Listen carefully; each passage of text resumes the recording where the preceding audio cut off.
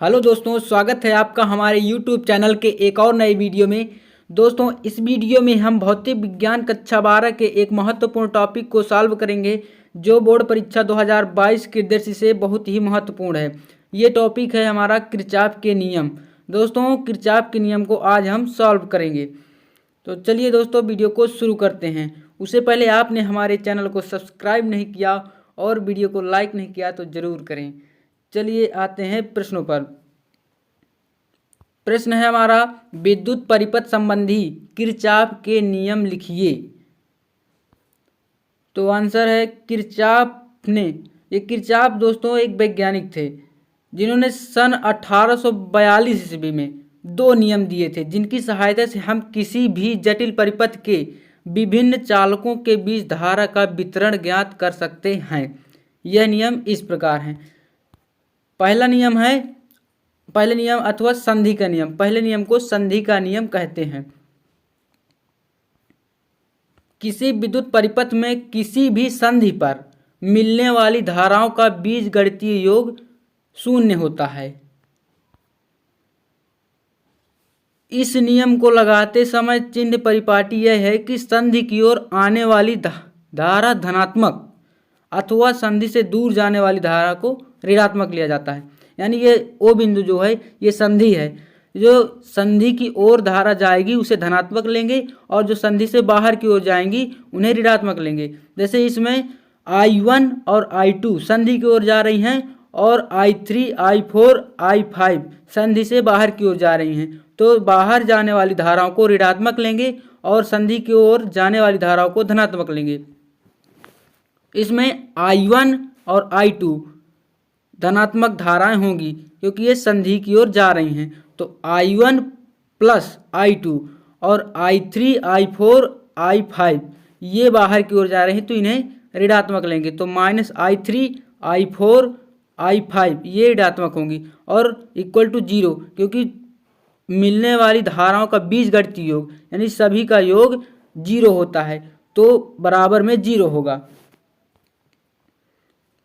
अब I1 और I2 और बराबर में इसे पक्षांतर कर देंगे हम I3 plus I4 plus I5 इतना पक्षांतर कर देंगे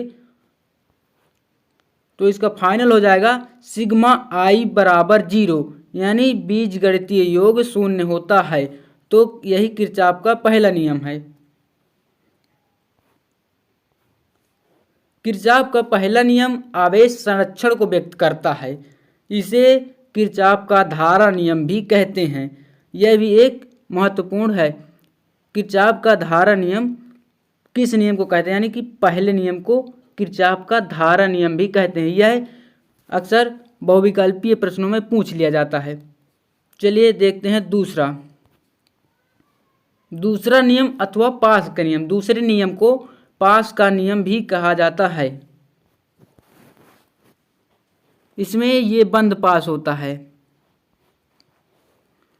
किसी परिपथ में प्रत्येक बंद पास के विभिन्न खंडों में बहने वाली धाराओं तथा संगत प्रतिरोधों के गुणनफलों का बीजगणितीय योग उस पास में लगने वाले विद्युत वाहक बलों के बीजगणितीय योग के बराबर होता है।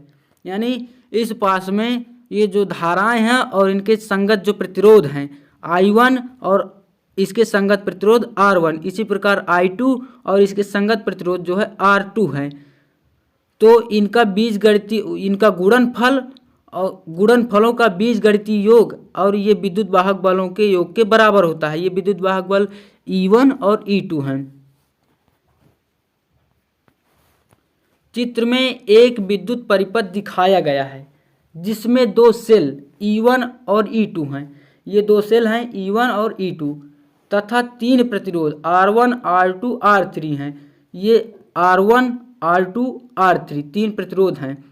यदि R1, R2 में बहने वाली धाराएं क्रमशः I1, I2 हों यानी R1 में I1 धारा बह रही है और R2 प्रतिरोध में I2 धारा बह रही है तो ए पर किरचॉफ का पहला नियम लगाते हैं। यानी ए बिंदु पर किरचॉफ का पहला नियम लगाएंगे।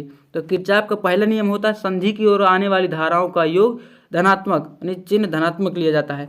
तो ये संधि हो जाएगी, I1 I2 भी संधि की ओर आ रही है और I1 भी संधि की ओर आ रही है। तो I1 प्लस I2 ये इधर को जाएगी, तो यहाँ पर I1 प्लस I2 ये धारा यहाँ पर I1 प्लस I2 बहेगी।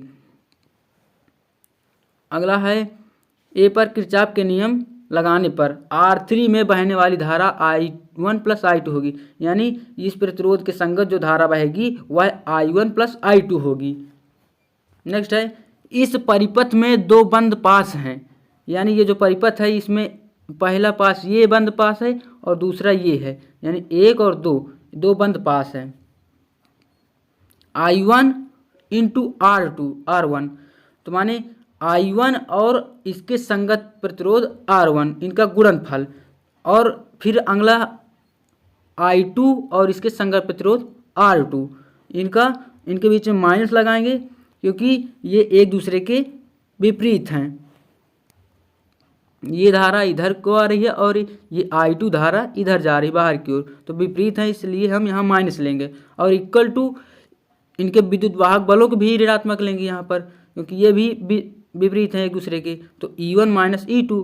तो इस प्रकार से पहले पास का हमारा ये समीकरण बनेगा, और इसी प्रकार दूसरे पास के लिए बंद पास 2 के लिए, तो बंद पास 2 के लिए I2 R2, यानी कि इसमें R2 में बहने वाली धारा और R2 का संगत गुणनफल, और ये धारा इधर को आ रही है और ये R3 भी इधर को जा रही है, तो ये धनात्मक लेंगे हम यहाँ पर।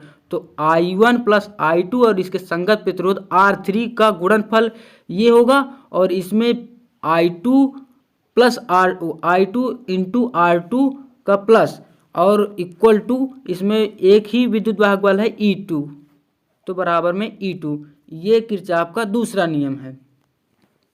किरचॉफ का दूसरा नियम ऊर्जा के संरक्षण को व्यक्त करता है, इसे किरचॉफ का वोल्टता नियम भी कहते हैं। यह भी पूछ लिया जाता है किरचॉफ का वोल्टता नियम कौन सा है, यानी पहला नियम है दूसरा नियम, तो यह बहुविकल्पीय क्वेश्चनों में पूछा जाता है। तो यह किरचॉफ का दूसरा नियम जो है ऊर्जा संरक्षण को व्यक्त करता है, और इसे किरचॉफ का वोल्टता नियम भी कहते हैं।